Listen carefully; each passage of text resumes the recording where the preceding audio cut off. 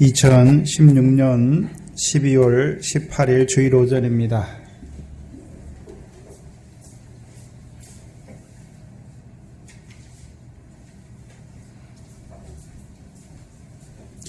이 시간 우리에게 주시는 하나님 말씀은 마태복음 27장 1절로 2절 말씀입니다. 마태복음 27장 1절로 2절 말씀입니다. 우리 각자에게 하시는 하나님의 말씀으로 함께 받습니다. 새벽에 모든 대제사장과 백성의 장로들이 예수를 죽이려고 함께 의논하고 결박하여 끌고 가서 총독 빌라도에게 넘겨주니라. 아멘.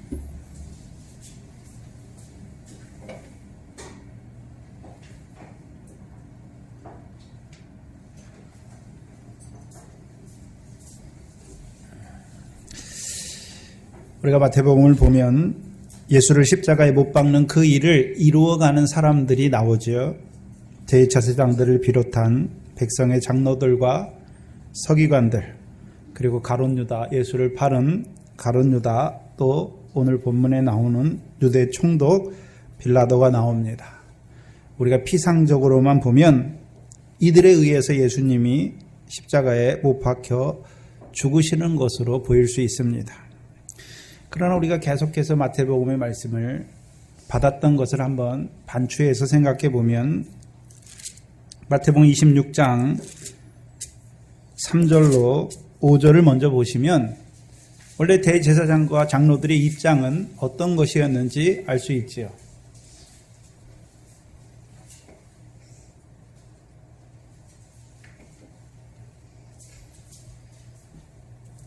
3절에 보시면 그때에 대제사장들과 백성의 장로들이 가야바라 하는 대제사장의 아문에 모여 예수를 궤계로 잡아 죽이려고 의논하되 말하기를 미뇨가 날까 하노니 명절에는 말자 하더라. 예수를 죽이기는 죽여야겠는데 유대인의 명절 곧 6월절이죠. 6월절이 가까워오니까 6월절에는 말자. 그렇죠? 왜요? 미뇨가 날까봐, 백성 중에 소동이 일어날까봐. 그래서 6월절의 특징이 뭐냐 하면, 그렇죠? 모든 유대인들, 천하에 흩어있던 유대인들이 다 어디로 모입니까? 예루살렘으로 모이죠. 그래서 누가복음에 보면 예수님도 어렸을 때에, 그렇죠? 6월절에 부모를 따라서 어디 올라갑니까? 성전에 올라가는 것을 보여주시죠. 그렇죠? 분명히 예수님은 마태복음 26장 2절에 이 6월절에 자기가 인자가 6월절에 십자가에 못 박히기 위하여 팔리울 것을 말씀했는데, 그렇죠?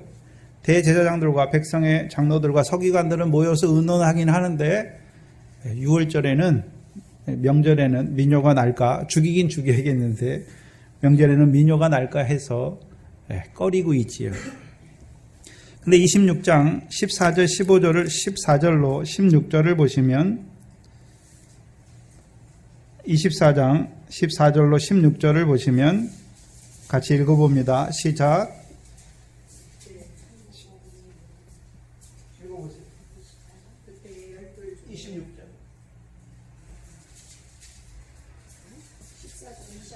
26장 14절로 16절입니다.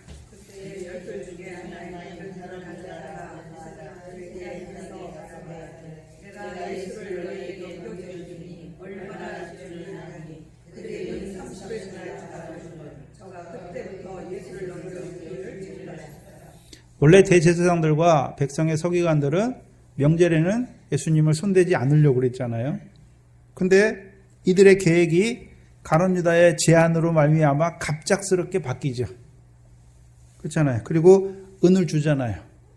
그리고 사형 집행권을 가진 빌라도가 예루살렘에 있습니다. 원래 그렇죠? 우리가 보면 사도행전을 한번 보시면 유대 총독은 원래 어디에 거합니까? 사도행전 24장을 보시면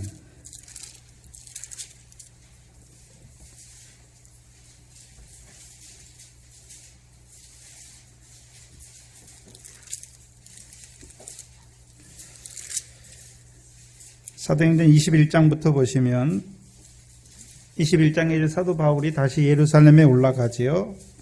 그렇죠. 근데 사도 바울이 이제 체포돼요. 체포되고서 이제 영문으로 올라가서 22장에 보면 이제 설교를 해요. 그 히브리인들에게, 그 유대인들에게 히브리 방언으로 말씀을 증거해요. 그렇죠?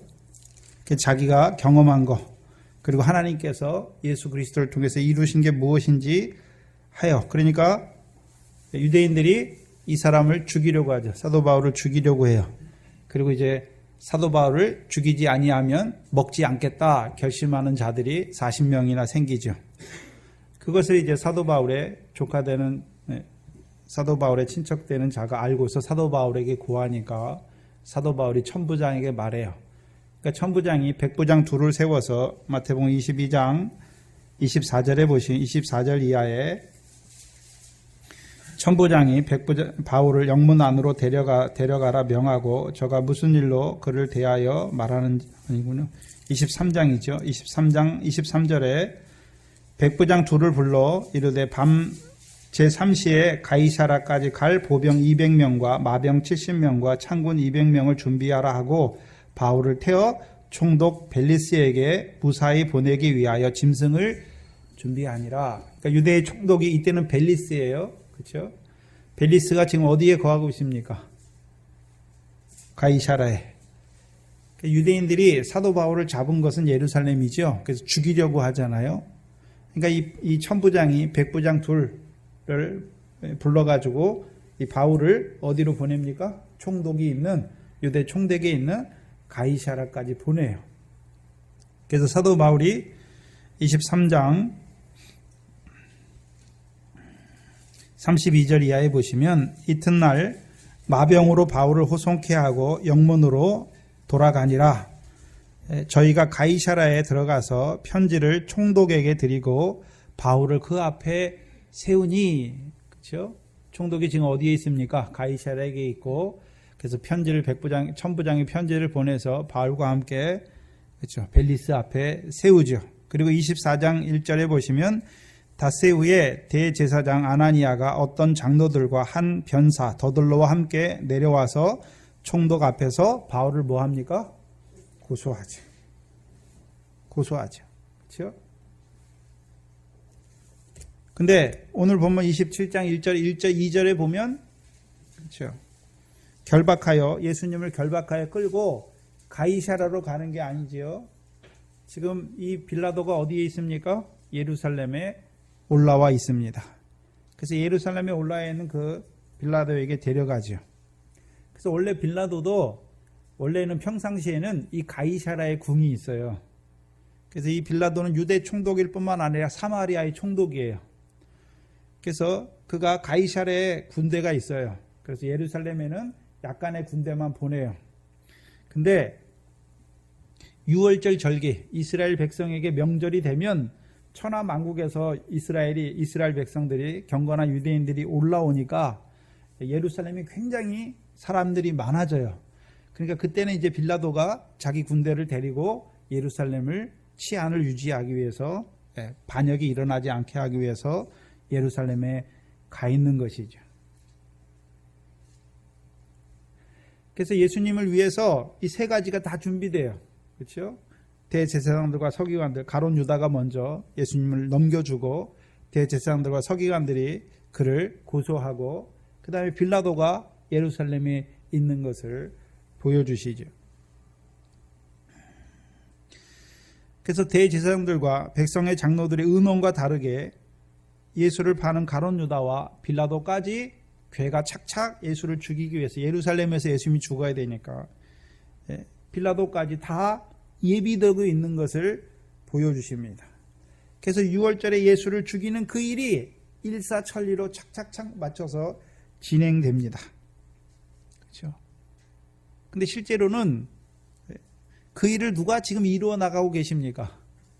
하나님께서 그 일을 이루어 나가고 계시는 것이죠. 그래서 계계를 쓰는 대제사장들과 백성의 장로들, 또한 예수를 파는 가룟 유다, 그리고 유대 총독 빌라도까지 하나님이 이 악한 자들을 들어서 하나님의 뜻을 이루어 가시는 것입니다. 그래서 우리가 잘 아는 잠언서 16장 14절에 여호와께서 온갖 것을 그 쓰임에 적당하게 지으셨나니 악인도 악한 날에 적당하게 하셨느니라. 악인을 하나님이 괜히 놔두시는 것이 아니라 악한 날에 적당하게 쓰시기 위해서 두시는 거예요. 그래서 그 악한 도구들을 들어서 그 아들을 이 땅에 보내신 그 아버지 하나님의 뜻을 이루어 가십니다.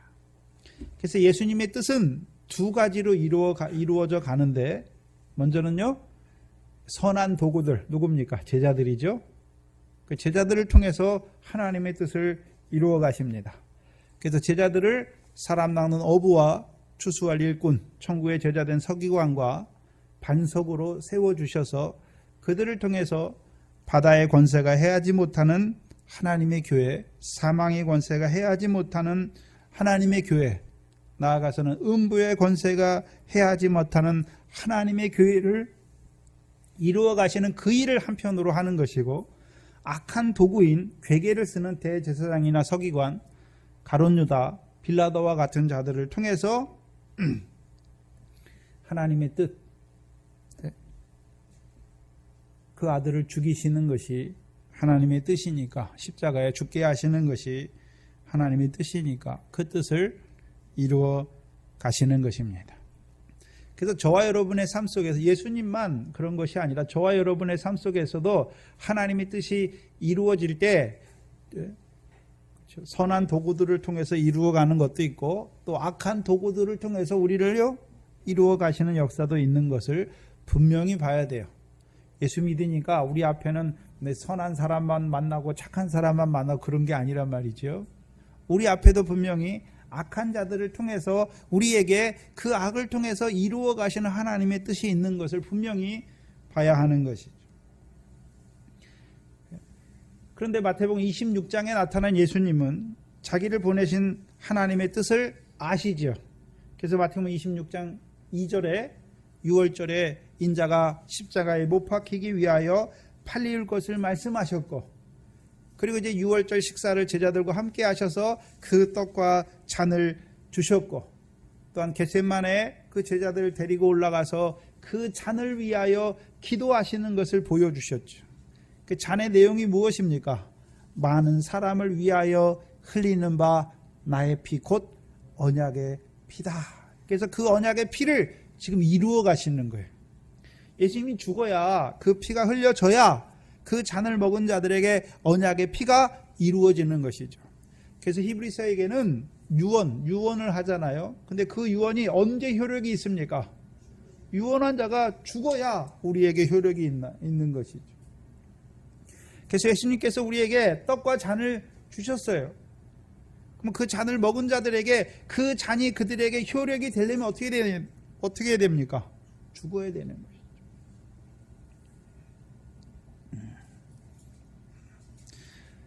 그래서 그 십자가를 통해서 우리가 잘 아는 고린도전서 5장 7절에 6월절 어린 양이신 그리스도께서 죽으셨다, 희생이 되셨다 말씀하는 것이죠.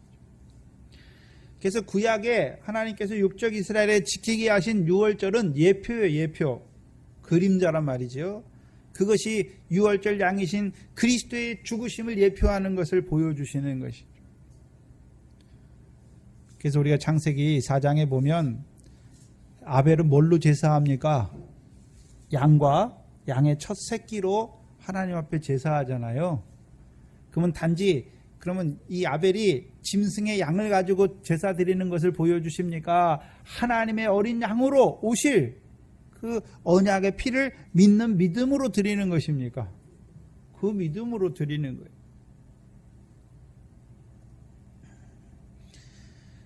그래서 그 6월절 양이신 그리스도의 죽으시는 것을 통해서 우리에게 언약의 피가 이루어지게 하는 것이죠. 그래서 주님의 십자가는 첫 번째, 주께서 우리를 어떻게 사랑하셨는지를 알게 하시는 거예요. 뿐만 아니라 로마서 5장 8절의 말씀과 같이 우리가 아직 죄인 되었을 때에 그리스도께서 우리를 위하여 죽으심으로 하나님께서 우리에 대한 자기의 사랑을 확증하셨다라고 말씀해요. 그래서 십자가에서는 두 가지 사랑이 나타나요. 어떤 사랑입니까? 그리스도의 사랑이 우리에게 나타나는 것이고, 그리스도를 통해서 하나님의 그 사랑이 우리에게 어떻게 확증되었는지를 보여주세요.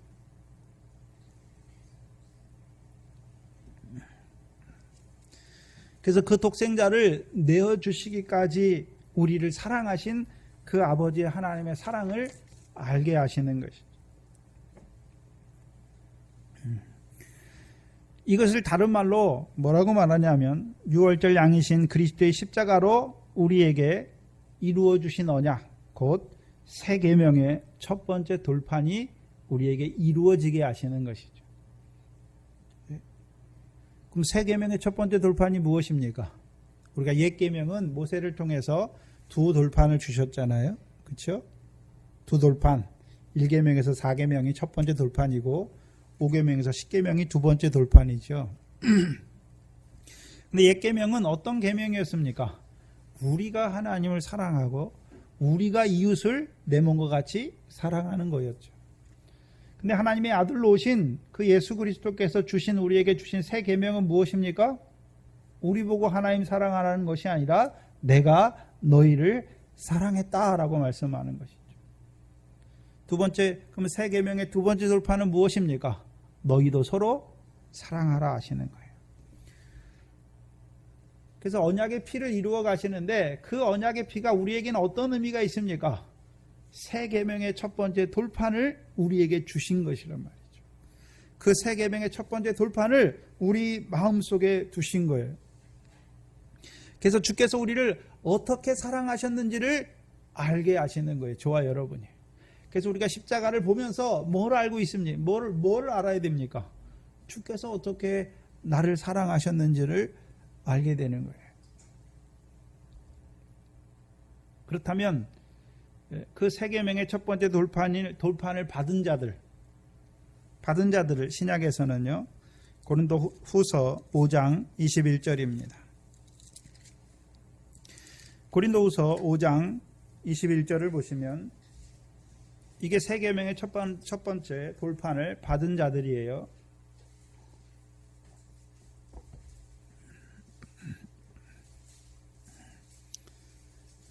고린도후서 5장 21절 보시면 함께 읽습니다. 시작. 하나님이 죄를 알지도 못하신 자로 우리를 대신하여 죄를 삼으신 것은 우리로 하여금 저의 안에서 하나님의 의가 되게 하려 하심이라. 그렇죠? 저가 우리를 위해서 우리의 죄를 지시고 대신 죽으셨는데 그런 말미암아 우리가 어떤 자가 되었습니까? 하나님의 의가 되었다. 하나님 앞에서 의로운 자가 되었다는 것이죠. 그래서 그리스도의 십자가가 믿어졌다는 말은 이제 그리스도 안에서 우리가 하나님의 의가 되었다라고 말하는 것입니다. 그것을 히브리서 10장 10절에서는요. 예수 그리스도께서 자기 몸으로 단번에 죽으심으로 우리가 거룩함을 입었다라고 말씀하는 거예요.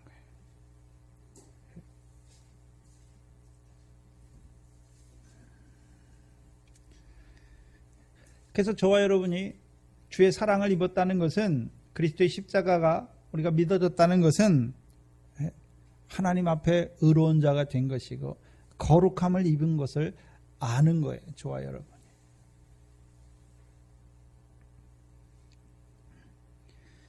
그래서 예수님께서 지금 십자가로 죽으러 가시잖아요. 뭘 이루시기 위해서요? 언약의 피를 이루시기 위해서, 잔을 이루시기 위해서. 그걸 다 아시는 것이죠. 그래서 우리에게 새 계명의 첫 번째 돌판이 이루어지게 하시는 것이죠. 그래서 주께서 말씀하시는 요한복음 15장에 내가 너희에게 새 계명을 준다라고 말씀하시고, 내가 너희를 사랑한 것 같이 너희도 서로 사랑하라 말씀하시죠.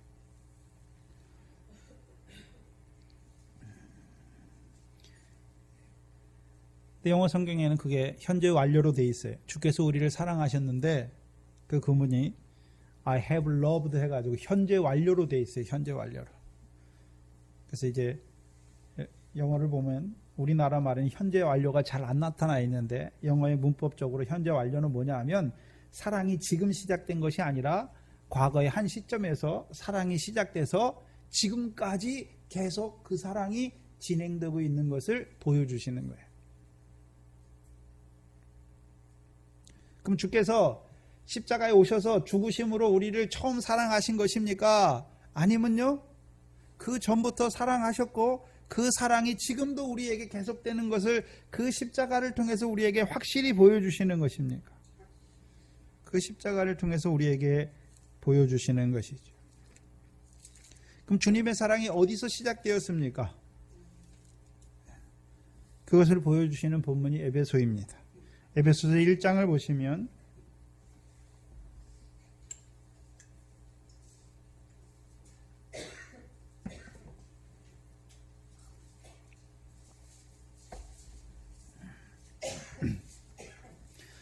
에베소 1장 7절을 먼저 보시면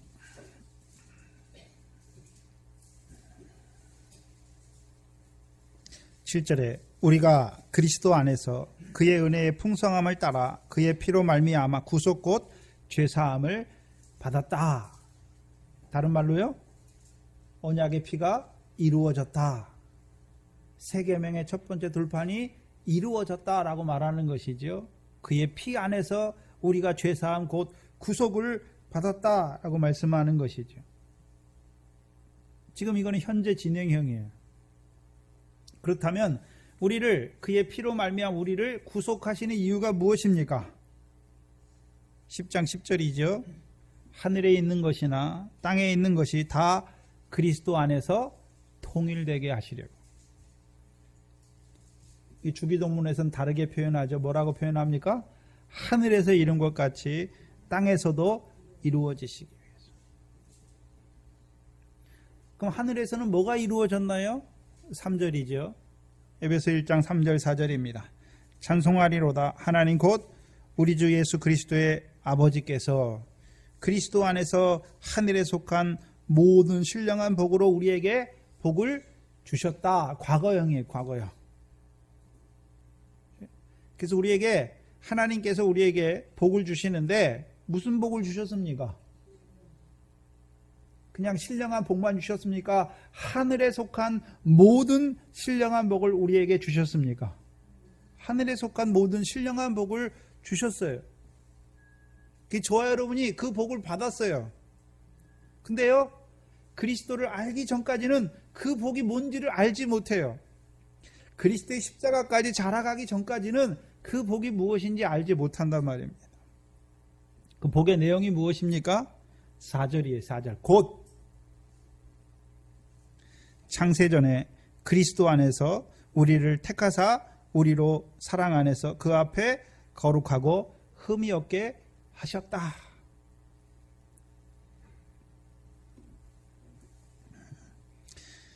이것을 다른 독법으로 좀 봐야 되는데 4절을 거꾸로 읽을 수도 있어요.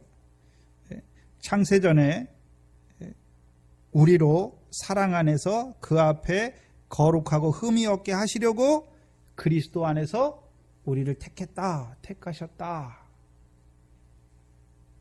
그렇게 있는 게 더 이해하기 쉬워요. 창세전에 우리로 사랑 안에서 거룩하고 흠이 없게 하시려고 택하신 거예요. 어디 안에서 택했습니까? 그리스도 안에 택했는데 그걸 다른 말로 사랑 안에서, 그의 사랑 안에서 택하셨다라고 말씀하는 거죠. 그럼 그 사랑이 언제 시작됐습니까? 창세 전에. 창세 전에 그 사랑이 시작된 것이죠.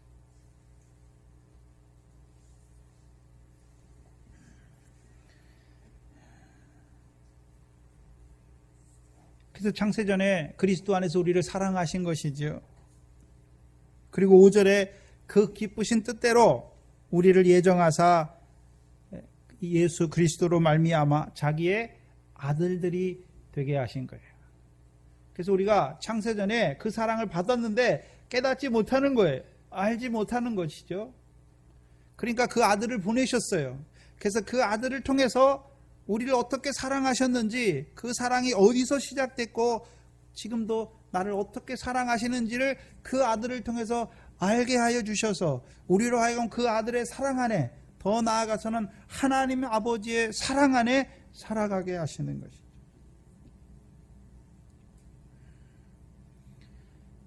그래서 예수 그리스도 안에서 말미암아 자기의 아들이 되게 하셨다, 하나님 아버지의 아들이 되게 하셨다는 말은 다른 의미로 어떤 의미가 있습니까?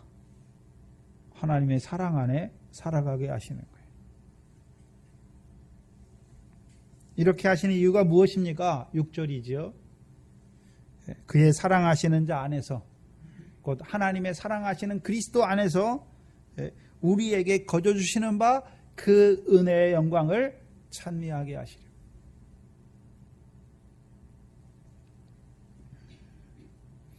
그래서 우리가 단순히 그리스도의 그 십자가를 바라본다는 것은 그리스도께서 그 십자가를 통해서 나를 사랑하셨구나, 그것만 바라보는 것이 아니라 이제 그 사랑이 어디서 시작됐고 그 사랑으로 우리를 세우신 이유가 무엇입니까? 흠이 없고 거룩한 자로 그 앞에 세우시려.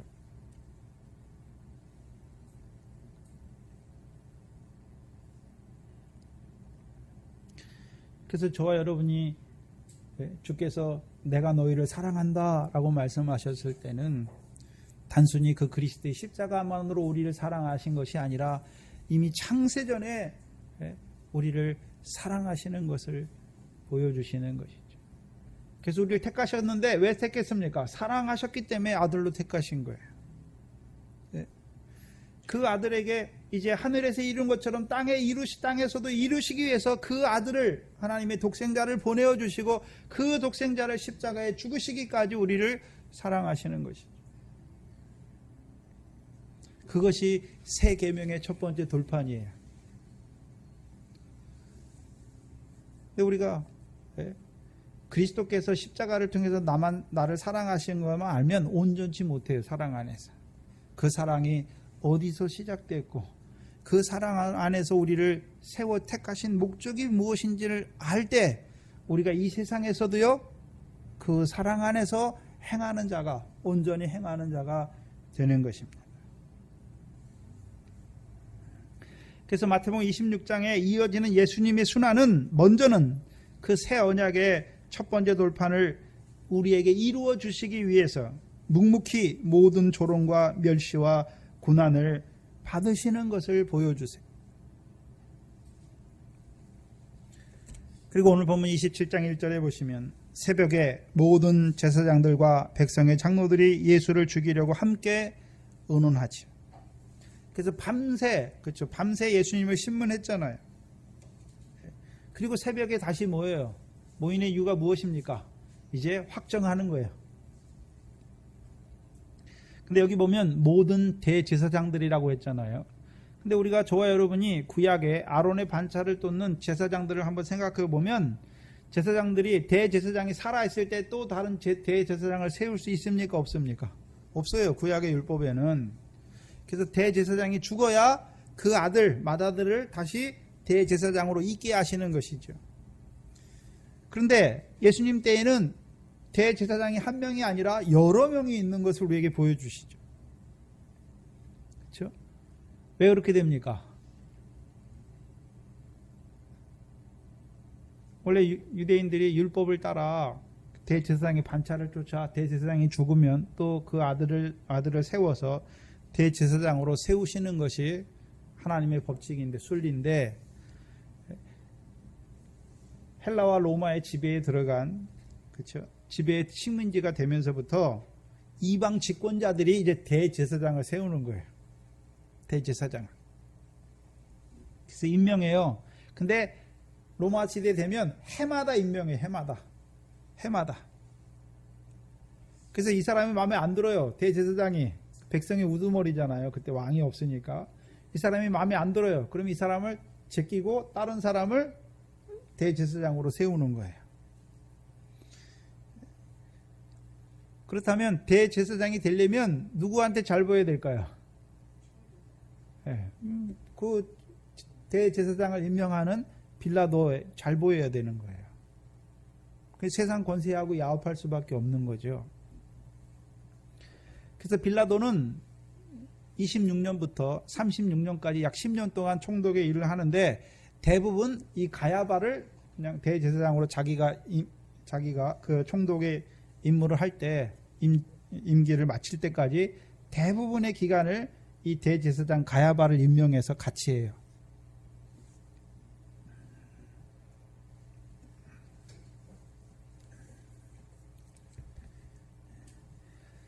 그래서 이 새벽에 모든 대제사장들이 다 모이고 유대인의 공회가 이제 온전히 다 모여요. 그래서 의논하지요. 의논했다고 하는 것은 이제 사형에 해당한다고 판결을 내리는 거예요. 그리고 2절에 보면 결박하여 끌고 누구에게 갑니까? 총독 빌라도에게 넘겨주러 가는 것이죠. 그럼 왜 자기들이 사형에 해당된다고 하면 자기들이 죽이면 되잖아요. 근데 왜 총독 빌라도에게 넘겨줍니까? 요한복음 18장입니다. 두 가지 이유가 있어요. 먼저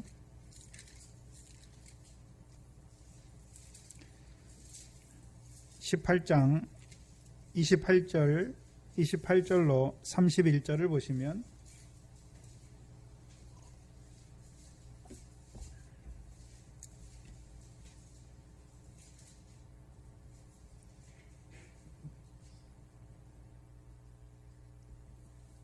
이들이 예수를 결박해서 빌라도에게 넘겨주는 이유가 무엇입니까? 28절에 먼저 보면 저희가 예수를 가야바에게서 관정으로 끌고 간, 여기 관정은 빌라도의 법정이죠. 관정이죠. 끌고 가니 새벽이라 저희는 더럽힘을 받지 아니하고 유월절 잔치를 먹고자 하여 관정에 들어가지 아니하였더라. 끌고 가는데 왜 들어가지는 않습니까? 더럽힘을 받지 않으려고 유월절에 참여해야 되는데 그 몸을 더럽히지 않고 유월절에 참여하기 위해서 들어가지 않지요. 그리고 31절에 빌라도가 가로되 너희가 저를 데려다가 너희 법대로 재판하라. 유대인이 가로되 우리에게는 사람을 죽이는 권이 없다. 한마디로 빌라도에게 데려가는 이유가 무엇입니까? 사람을 죽이는 권한이 자기들에게 없어요. 그래서 로마가 이제 이스라엘을 다스리는 방법이 어떻게 하냐면 율법에 관한 것은 자기들끼리 처리하게 해요. 근데 그게 세상법과 저촉이 되면 로마법에 의해서 그게 이제 신문을 받고 재판을 받고 그 법에 따라 형량을 정하게 하는 거예요. 그래서 유대인들이 자기들이 그냥 사람을 죽이면 그거는 로마법에 어긋나기 때문에 그 사람이 오히려 범죄자가 되는 거예요.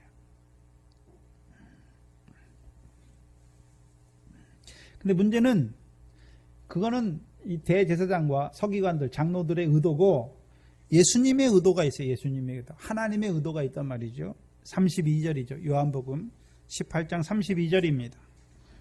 이는 예수께서 자기가 어떠한 죽음으로 죽을 것을 가리켜 하신 말씀을 응하게 하려 하심이라. 그냥 이 대제사장과 장로들이 빌라도에게 그냥 자기들이 죽이기 위해서 자기들의 의도를 이루기 위해서 끌고 가는 것이 아니라 그 악한 의도까지도 예수님이 하신 말씀을 응하게 하시려고, 예수님이 자기 죽음에 대해서 말씀하셨는데 그 죽음을 응하게 하시려고 그 빌라도에게 끌고 가는 것을 보여주시는 거예요. 그렇다면 우리가 마태복음을 통해서 예수님이 처음 자기가 죽으실 것을 언제 말씀하십니까? 마태복음 16장 21절이죠. 보시죠. 마태복음 16장 21절 보시면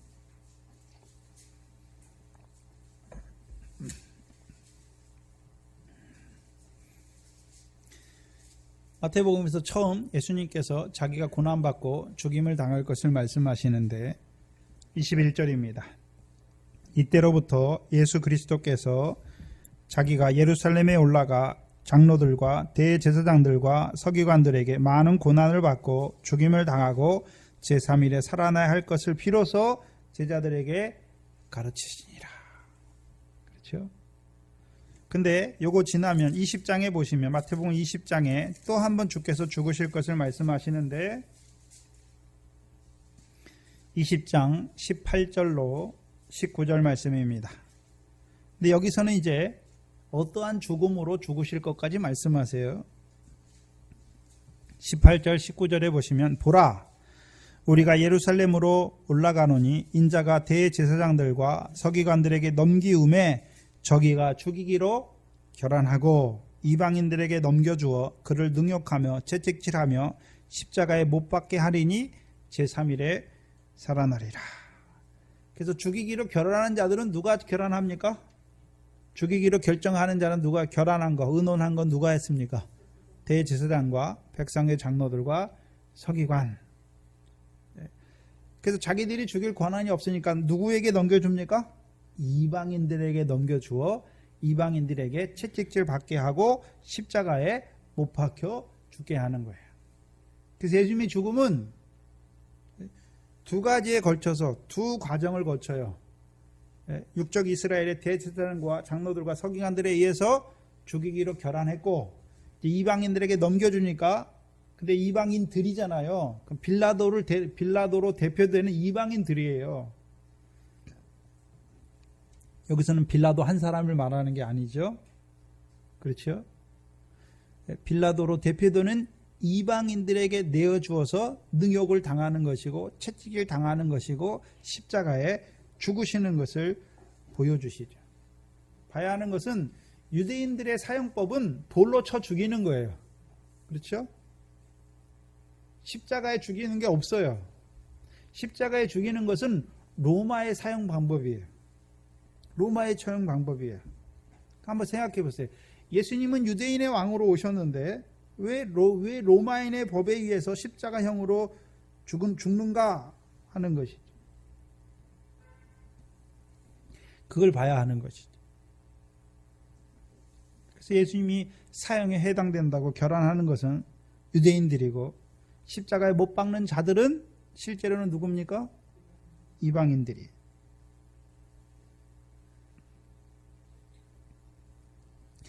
이방인의 십자가에서 그 피를 흘리시는 거예요.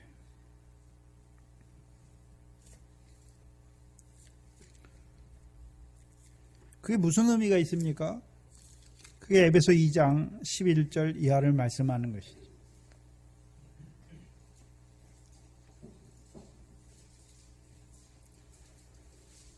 그래서 예수님의 십자가는 두 가지 의미가 있어요. 먼저요, 우리로 하여금 하나님 앞에 의로운 자로, 거룩함을 입은 자로 새 계명의 첫 번째 돌판이 이루어지게 하는 의미도 있지만 또 한 가지 의미는요, 에베소 2장 11절 이하예요. 그러므로 생각하라. 너희는 그때에 육체로 이방인이요 손으로 육체에 행한 할례당이라 칭하는 자들에게 무할례당이라 칭함을 받는 자들이라. 그럼 지금 유대인들과 이방인들을 나누는 것이죠. 그렇죠?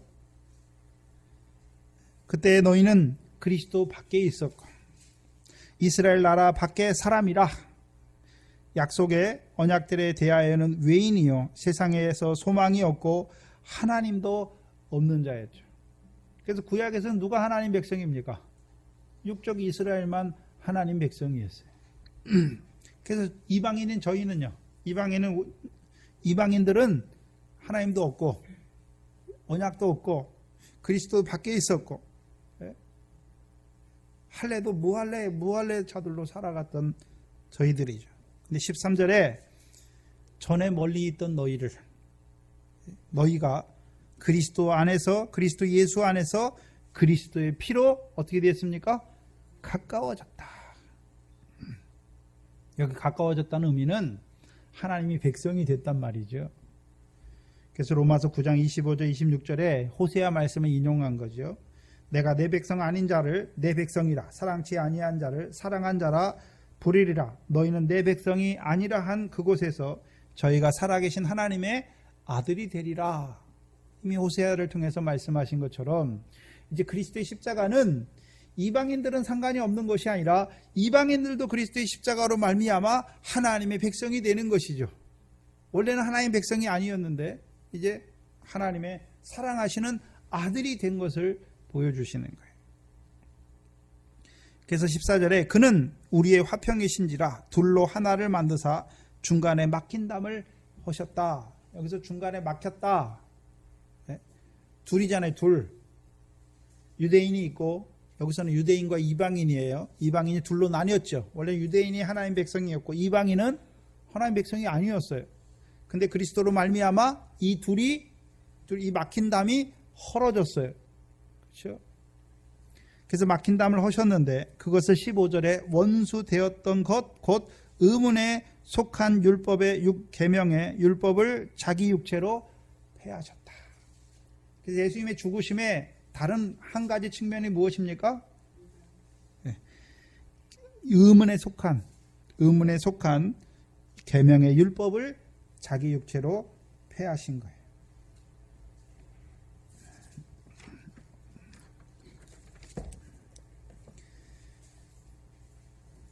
그래서 율법에 하나님 백성에 대하여 율법에 규정된 거 있잖아요.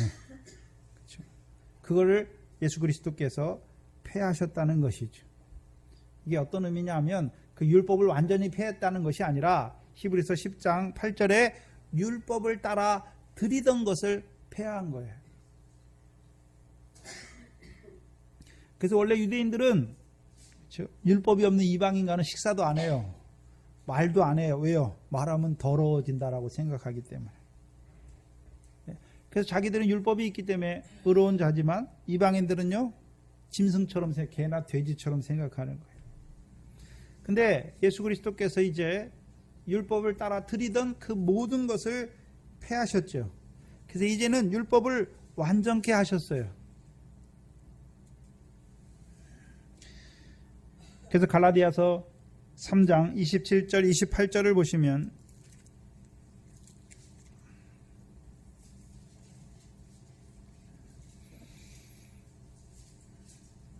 27절로 29절입니다. 누구든지 그리스도와 합하여 세례를 받는 자는 그리스도로 옷 입었느니라. 너희는 유대인이나 헬라인이나 종이나 자주자나 자유자나 남자나 여자 없이 다 그리스도 예수 안에서 무엇입니까? 하나가 됐어요. 그것을 에베소에서는 뭐라고 표현합니까? 새 사람이 되었다. 15절에 원수된 것 곧 의문에 속한 계명의 율법을 자기 육체로 폐하셨으니 이는 이 둘로 자기 안에서 한 새 사람을 지어 화평하게 하셨다. 그럼 한 새 사람, 그렇죠? 예전에는 유대인이고 율법이 없는 이방인이었어요. 이제는요, 그리스도의 몸된 지체예요. 한 사람이에요, 한 사람. 새 사람. 네. 그리스도의 교회잖아요, 교회. 이방인도 교회고, 이제 율법으로 말미암는 자들죠. 그리스도로 말미암아 이제 교회가 된 거죠. 교회는 그의 몸이죠. 그래서 여기서 한 새 사람 또는 한 몸, 16절에 또 십자가로 이 둘을 한 몸으로 하나님과 화목하게 하려 하심이라. 한 몸이라고 말할 때 이제요, 교회잖아요. 그리스도의 몸이 되게 하신 것이죠.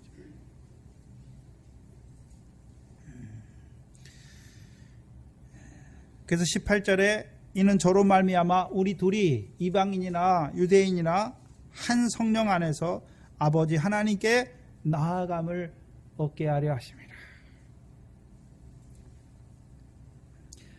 십자가는, 그리스도의 십자가는, 그렇죠? 먼저는 우리로 하여금 하나님 앞에 의로운 자로, 거룩함을 입은 자로 세우는 면도 있지만 또 하나는 무엇입니까? 그 전까지는 유대인과 이방인이 나누어져 있는데 이제 그 둘을, 그 막힌 담을 헐으셔서 이제 한 새 사람이 되어서 이 둘이 한 몸으로 성령 안에서 아버지 하나님께 나아가게 하신 것이죠.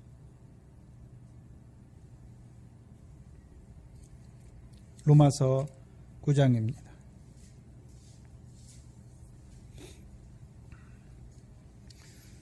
로마서 9장 22절로 24절입니다.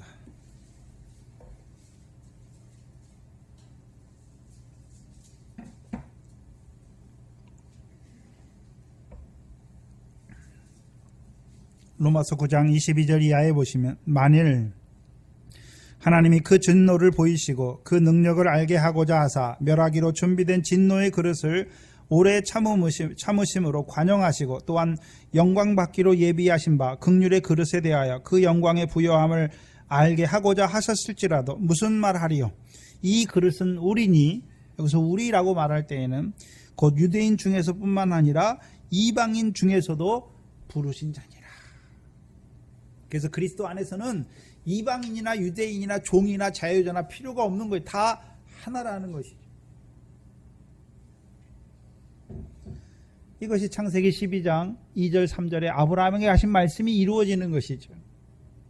그래서 하나님께서 아브라함에게 뭘 말씀하셨습니까? 모든 열방이 너를 인하여 복을 받을 것이다.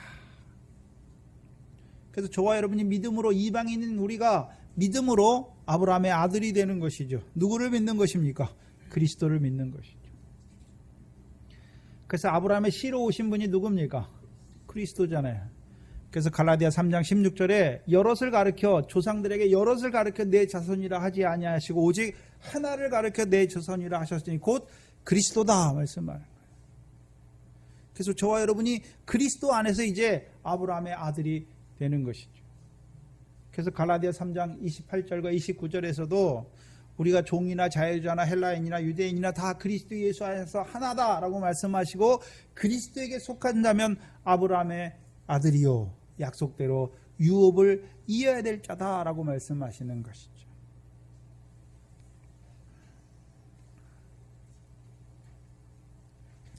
그래서 저와 여러분이 하나가 된 거예요. 그래서 예수님께서 유대인으로 말미암아, 그 대제사장들과 서기관들로 말미암아, 그렇죠? 죽임을 받지만, 죽임에 대한 결한, 사형 선고를 받지만 실제로 빌라도로 말미암아, 이방인들로 말미암아 모욕과 채찍질 받고 십자가에 죽으시는 것을 보여줘요. 그래서 유대인들뿐만 아니라 예수님을 죽이는 일에 누가 동참합니까? 이방인이 동참하는 것을 보여주세요.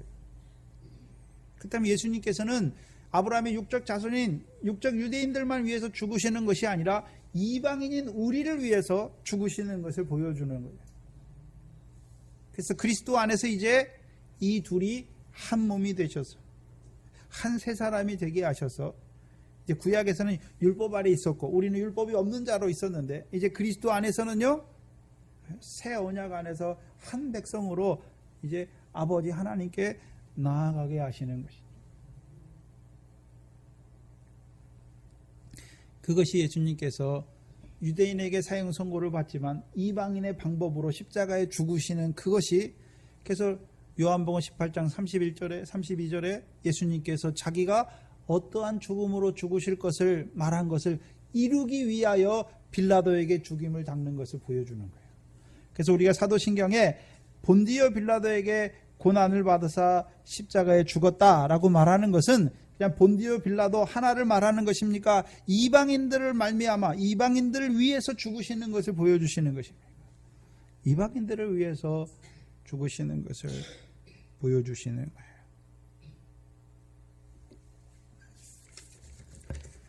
그것을 이미 마태복음 12장에 이미 예수님께서 나타내 주셨어요. 마태복음 12장을 보시면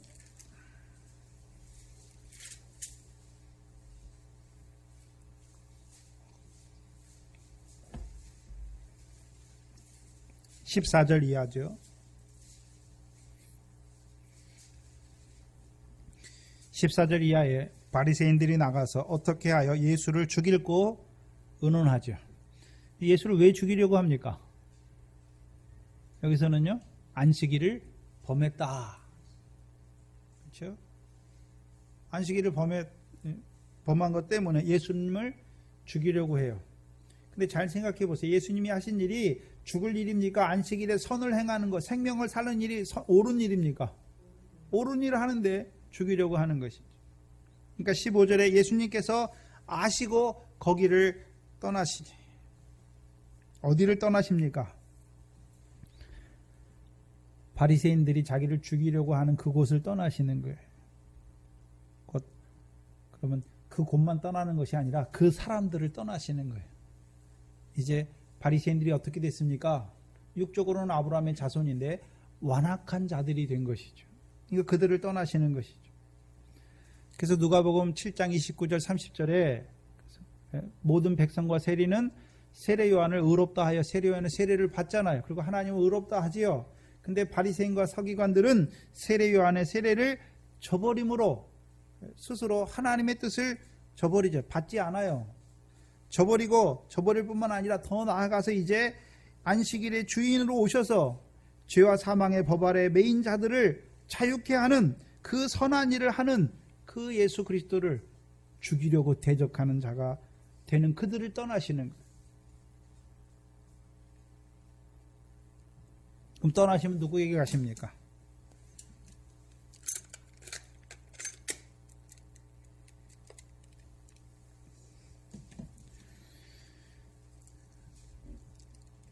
사람이 많이 쫓는지라 예수께서 저희 병을 다 고치시고 16절에 자기를 나타내지 말라 경계하셨으니 이는 선지자 이사야로 말씀하신 바 보라 나의 택한 종 내 마음에 기뻐하는 바 나의 사랑하는 자로다. 내가 내 성령을 줄 터이니 그가 심판이 아니라 공의를 이방에 알게 하리라. 물론 심판을 알게 하리라도 되는데 이사야 본문에서는요. 이것이 이사야서 41장에 나오는데 42장에 나오는데 이사야로 하신 말씀을 이루시는 거죠. 이사야 42장 1절로 4절입니다.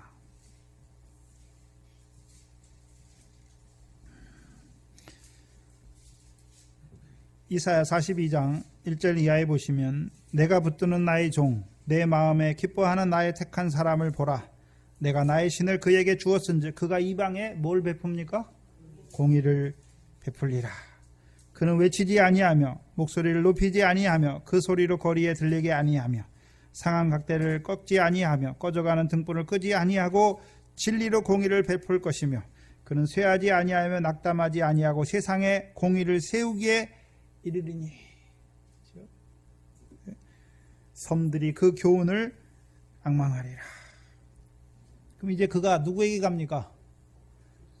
원래 바리새인들이 하나님의 백성인데 그들은 오히려 하나님이 보내서 이루신 일을 하니까 오히려 죽이려고 대적하니까 이제 누구에게 가십니까? 이방인에게 공의를 베푸시는 것이죠. 그래서 마태복음 12장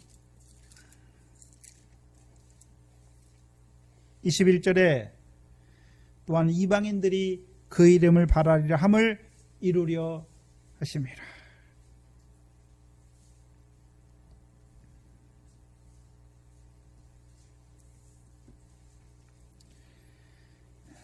그 세상의 공의를 이루시는데 육적 유대인에게 뿐만 아니라 육적 유대인 중에서 바리새인들과 같이 대적하는 자들은 결국 꺾이워요.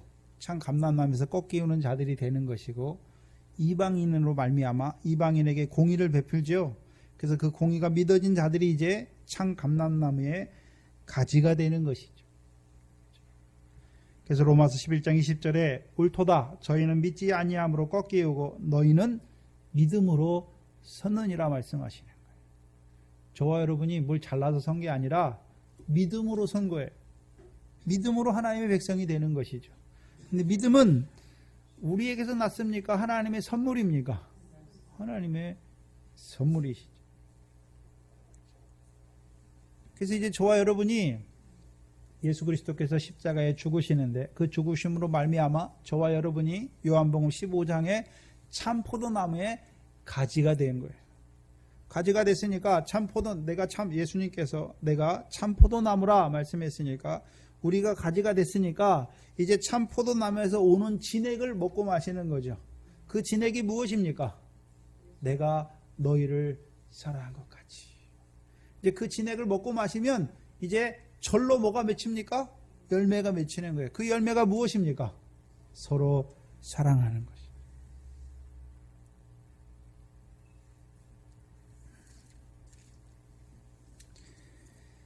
그래서 예수 그리스도께서 그렇죠?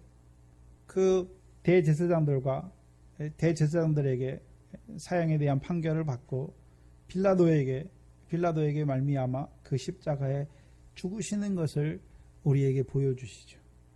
그로 말미암아 이방인 우리가 그 하나님의 백성으로 서게 되는 것이고 참 포도나무의 가지가 된 것을, 우리를 긍휼의 그릇으로 세워주시는 그 역사를 이루어 가시는 것을 보여주시기 위해서 그 이방인 빌라도로 말미암아 십자가에 죽으시는 것을 우리에게 보여주시는 거예요.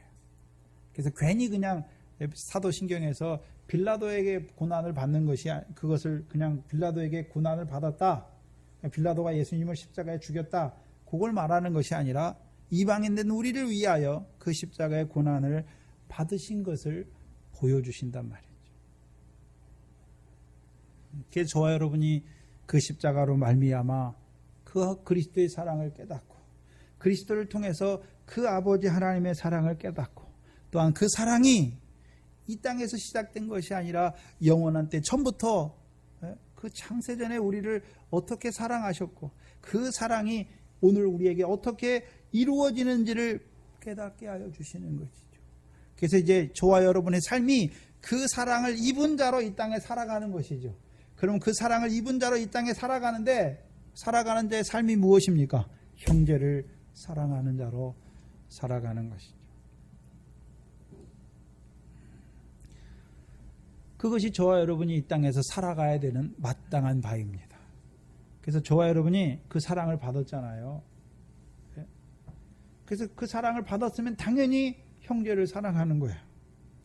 거꾸로 생각해 보면 내가 형제를 사랑하지 않는 것은 내가 아직도 그 사랑이 내게서 넘쳐나지 않는 거죠. 그 사랑을 온전히 깨닫지 못하는 것이죠. 우리를 잠깐 이 밖과 같은 세상에 살게 하시는 이유가 무엇입니까? 하나님 나라를 유업으로 얻게 하시는 그 성령의 열매 맺게 하시기 위해서. 근데 그 성령의 열매는 어디서부터 시작됩니까? 그리스도의 사랑에서부터 시작되는 것을 보여주시는 것이죠. 그래서 늘 우리가 그리스도의 사랑 안에서 자라가야 돼요. 그 사랑은 창세전에 시작되었고 지금도 여전히 계속해서 우리를 사랑하시는 그 사랑을 우리에게 베풀어 주세요. 입혀 주시는 것이죠. 그래서 그 사랑에 먼저 우리가 충만해야 돼요. 그 사랑에 충만하지 못하면 형제를 사랑하다가도요, 마음에 안 들면요, 에휴, 안 해, 이제 다시는 내가 사랑 안 해, 이렇게 되는 거죠. 그 사랑이 우리 안에 넘치면, 그렇죠? 계속해서 원수까지도 사랑하는 자로 살게 하시는 것이죠. 그래서 예수님의 십자가를 통해서 우리의 사랑의 근본이 어디인지, 또한 우리가 어떠한 사랑을 받는지, 그렇다면 우리가 그 사랑을 받은 자로서 이 땅에 어떻게 당연히 살아가야 되는지를 우리로도 다시 한번 생각하게 하시고, 이제 그 삶을 위해서 기도하게 하시고, 그 삶을 이루어가는 자들로 우리를 세우시는 것입니다. 기도하겠습니다. 하나님 아버지, 감사합니다. 우리를 사랑하시되 창세전에 그 사랑에서 거룩하고 흠이 없는 자로 세우시기 위하여 그리스도 안에서 택하셨을 뿐만 아니라 이제 그 아들을 이 땅에 보내어 주셔서 또한 그 아들의 십자가를 통하여 그 하나님께서 오늘도 우리를 사랑하시는 그 사랑의 확증을 덧입게 하시고, 또한 그 그리스도의 십자가로 말미암아 이제 우리로 새 계명의 첫 번째 그 언약의 돌판을 받은 자로, 그 사랑을 입은 자로 오늘도 살아가게 하시니 감사합니다. 늘 우리의 삶이 그리스도의 사랑 안에서, 나 같은 죄인을 사랑하는 사랑 안에서 늘 자라게 하여 주셔서 이제 그 사랑이 우리에게서 흘러 넘쳐나게 하셔서 우리의 삶이 이제 그 사랑을 받은 자로 합당하게 행할 수 있도록, 이제 형제를 사랑하는 그 자리에 설 수 있도록 우리의 삶을 붙들어 주시옵소서. 오늘도 성령 하나님 우리와 함께하여 주셔서 우리 마음에 그 하나님의 사랑을 넘치도록 부어주실 뿐만 아니라 이제 우리로 그 하나님 나라를 유업으로 얻게 하시는 그 성령의 열매를 실제로 우리에게 이루어 가시는 성령 하나님 감사합니다. 우리가 늘 그 진리의 성령 안에서 행하는 저희들 되게 하여 주시옵소서. 이곳에 주의 몸된 교회를 세워주시고 이 영생의 말씀으로 우리에게 증거하여 주셔서 우리로 하여금 우리의 한날 한날의 삶이 그 상과 영광에 합당한 결실과 열매를 맺는 자로 우리를 살게 하여 주시니 감사합니다. 우리의 모든 삶이 우리를 이 땅에 보내신 그 아버지 하나님의 뜻을 온전히 이루어 드리는 저희들 될 수 있도록 인도하여 주시옵소서. 또한 하나님 앞에 나올 때 하나님께서 우리에게 주신 것들을 기억하게 하시고 또 깨닫게 하셔서 또 은혜 가운데 감사하게 하신 11조 감사 주일한가 주께서 주신 것으로 아버지 하나님 주께 드리게 하시니 감사합니다. 늘 우리가 이 세상에 있는 모든 것이 하나님의 것임을 고백하게 하시고 그 고백 안에서 살아가는 저희들 되게 하여 주셔서 하나님이 은혜로 주신 것마다 하늘의 보화로 쌓아가는 우리의 삶이 되게 하여 주시옵소서. 한 해 동안도 하나님께서 은혜와 진리로 충만케 하여 주셔서 우리의 믿음이 한날 한날 진보가 있게 하시고 우리의 삶이 한날 한날이 한 톨의 열매라도 더하게 하여 주시는 그 은혜 안에서 감사하게 하시고 찬송하게 하신 거 감사합니다. 은혜 가운데 이 한 해를 잘 마무리할 수 있도록 인도하여 주시고 또한 이 교회에 속한 권속들을 붙들어 주시고 우리의 육체로 주신 우리의 자녀들을 아버지 하나님 붙들어 주셔서 저들에게도 믿음을 더하여 주시옵소서. 또한 시험에 있는 자들과 육신의 칠고 가운데 있는 자들을 붙들어 주시고 하나님의 뜻이 온전히 이루어지게 하여 주시옵소서. 감사하며 예수님의 이름으로 기도하옵나이다. 아멘. 찬송가 321장입니다.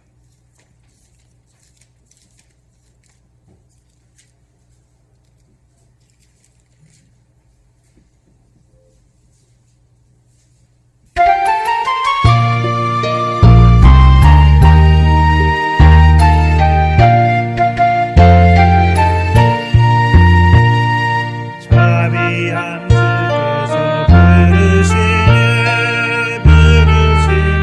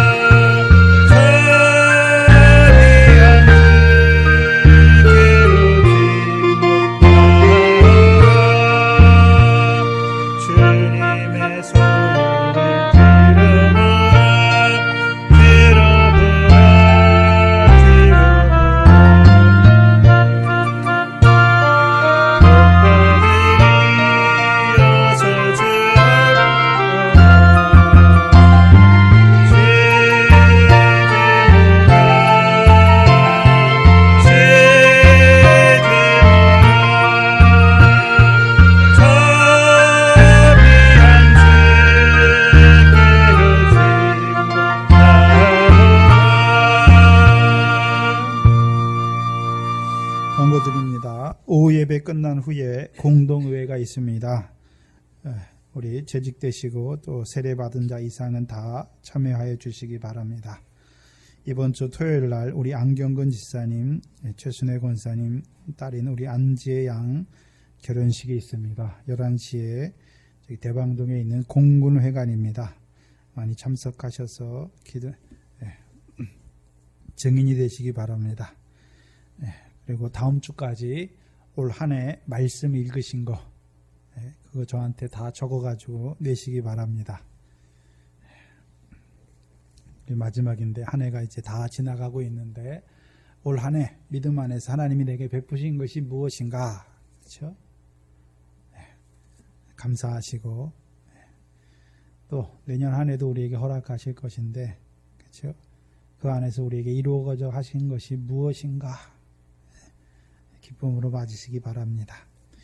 요절은 히브리서 7장 24절로 25절입니다.